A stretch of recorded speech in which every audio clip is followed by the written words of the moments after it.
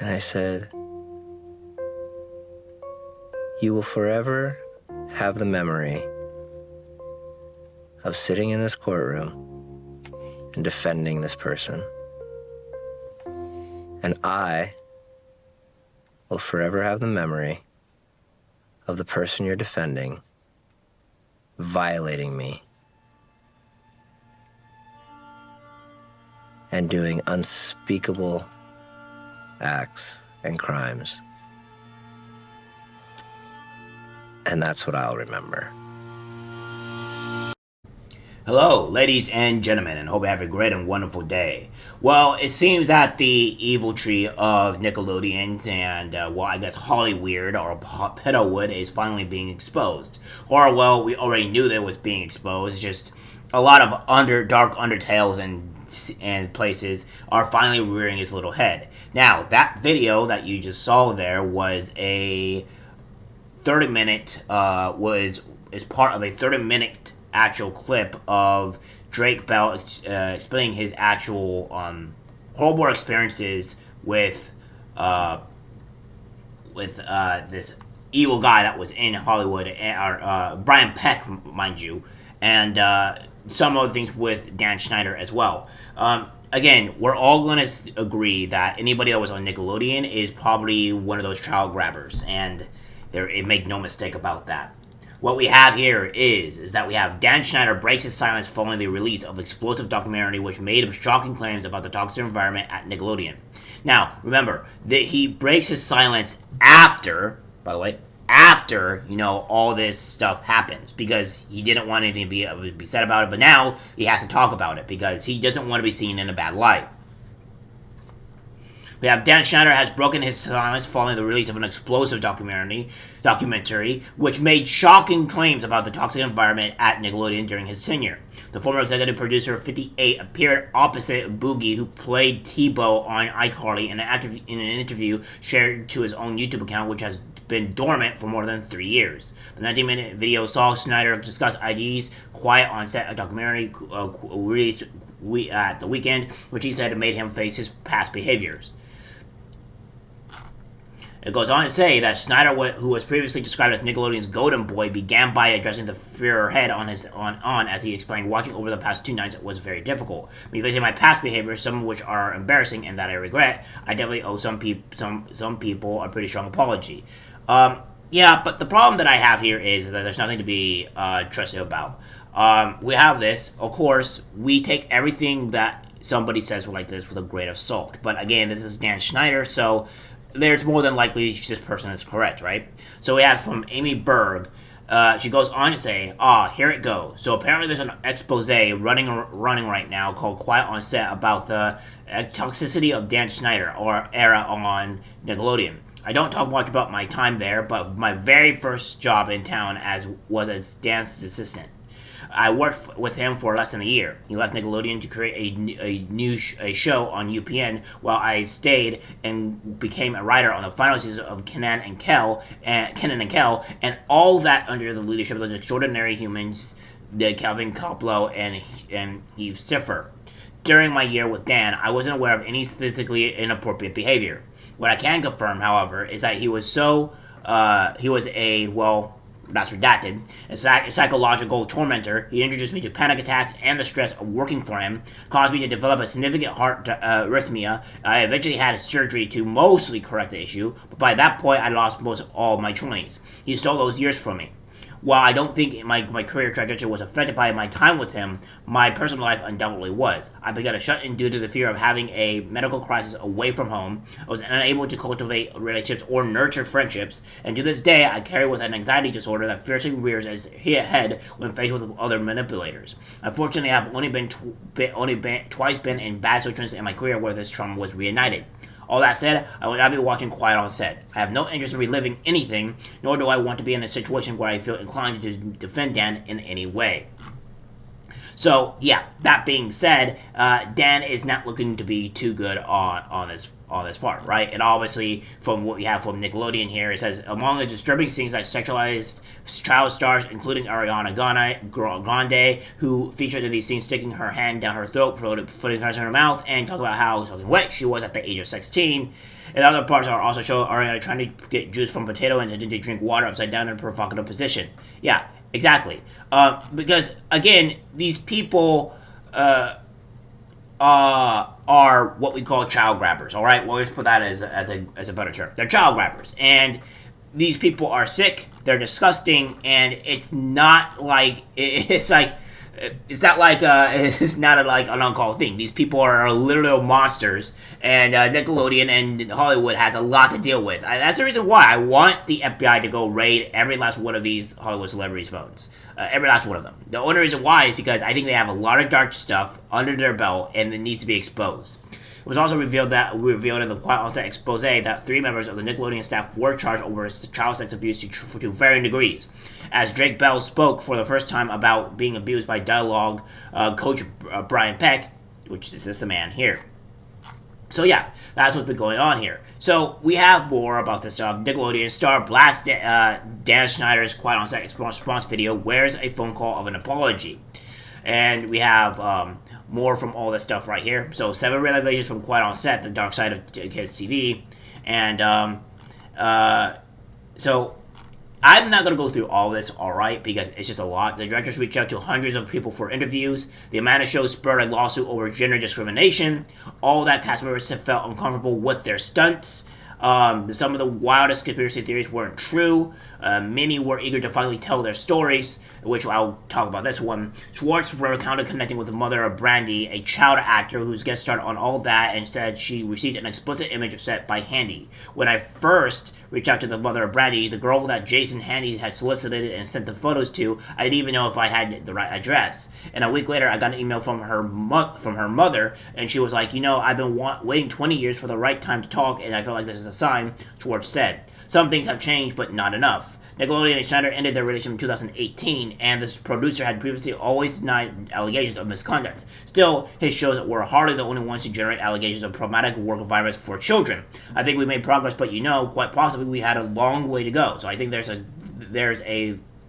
bond. I don't know what they're talking about there. This sort of mushy thing that we can all engage in, which is cultivating work environments to distribute that distribution power more evenly, Robertson said. So, added Schwartz, when you put together a documentary like this, you hope it will start a broader conversation. So that's what's going on here. Again, these are situations here that all these dark things that was going on in the set. And obviously, I'll probably go do an actual stream. When things like this big pop up, I would normally do a stream because it's easier to do a stream like this and go over everything kind of to the point. And by doing this here, so we even have things just like popped up recently. Nickelodeon child actor Michael Bauer recalls his unsettling experiences with production employee Brian Peck. It was shared in Quiet on Set that Brian sexually abused Drake Bell, went to prison, and is now a registered sex offender still working in the industry. But I do remember Brian Peck telling me when I was putting on the pajamas and the long johns, he was like, "Hey, can I walk with you in the bathroom and talk to you about the scene?" And I was like, "No, it's okay. Let me just go put on the pajamas and all that. I'll talk to you when I get out." He's like, "Well, we don't have a lot of time. Just while you're getting dressed and putting on the pajamas and the long johns, let me go in the bathroom with you at this house. We're at a little house." I'm like, "No, it's fine." He's like, "Oh, I gotta talk to you. I gotta see what you're gonna do." "No, it's fine." So yeah, that's what that's the thing, and how Drake Bell's abuser Brian Peck was caught. Again, it was something to do with all this crazy stuff. I mean, again, these are people that are doing it. And then we have this from Green Lives Matter that has gone on to say, take 30 minutes of your life to hear Drake Bell's courageous and heartbreaking entire testimony of being sexually abused, sodomized, and groomed by Brian Peck at just 15 years old. The mental and physical anguish he endured was caused by a man who was pen pals with a serial killer and brought into the fold to guard over children. Not only this, but Hollywood insiders and actors came to the defense of the man just convicted of sexual abuse of a child in extremely vile acts instead of Drake by writing writers to plead with the judge to give this child grabber a more lenient sentence. They even showed up in court to support him over Drake. This is Hollywood down to its core. Drake's comments in court was only damning as he told them all to their faces. You will forever have the memory of sitting in this courtroom and defending this person. And I will forever have the memory of the person you are defending, violating me and committing unspeakable crimes. The law was so lax with him that he was back on the street quickly, and Disney ended up hiring him to work on their hit show, Sweet Life of Zack and Cody. Why would Disney hire a convicted child grabber to work on a children's show? Drake's father weeps when he thinks about how they tore him and his son apart. It takes an incredible amount of courage for him to finally speak out about this evil that was done to him, so he could absolutely be commended for exposing the dark underbelly of what can happen to child actors in Hollywood. Yes, so again, this is stuff that is just going on here, and from Pop Craze about the abuse. And nobody, again, it says, ain't nobody watching 90 minutes of a predator yapping. Yeah, exactly. Nobody wants to know about this, right? Nobody wants to deal with these type of people. And these are things that are what's happening to a lot of these kids. And that's the reason why I think that Disney needs to be investigated, and so as well as Nickelodeon. They probably have a whole bunch of these child grabbers in their wing, and none of them are gonna get exposed for the evil tree and disgustingness that they are, and it needs to be brought to light. And it's just insane to me that this is what's going on here with a lot of these people. It's another reason why I just never watched this stuff to begin with, because I just knew on how bad it was in general, and how they were able to do all this stuff. I mean, even the father has some stuff to say about this in regards to it, and it's insane. It's insane. So we'll show you now the actual full video of the Drake Bell thing. I think it was a little easier to go to and from a courthouse and not worry about Twitter that night or TMZ paparazzis being there. On the day of sentencing for Brian, I get to the courthouse. It was the most unbelievable thing I'd ever seen. His entire side of the courtroom was full. Full. There were definitely some recognizable faces on that side of the room. And my side was, me, my mom, and my brother. Brian had been convicted, but getting all of this support from a lot of people in the industry, and yeah, I was pretty shocked.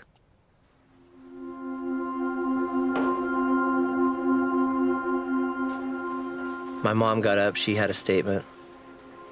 I wasn't going to address Brian. There was no reason to. I addressed my statement to everyone in the room. I looked at all of them, and I just said, "How dare you?" And I said, "You will forever have the memory of sitting in this courtroom and defending this person. And I will forever have the memory of the person you're defending violating me and doing unspeakable acts and crimes. And that's what I'll remember."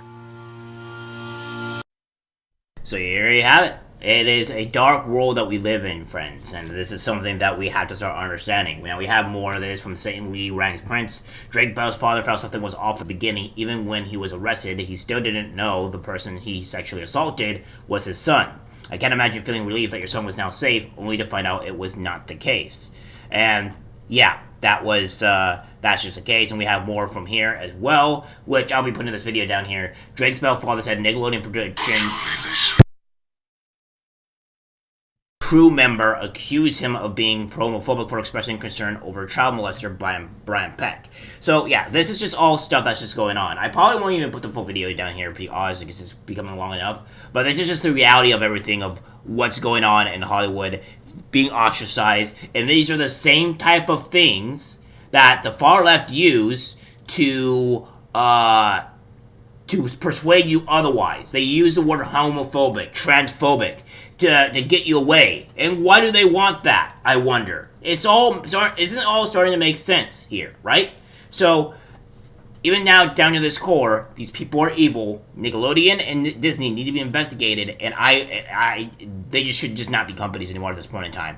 Until we get some type of, case of safety from them. Alright guys, that's it for the video. Like, share. As always, take care my friends.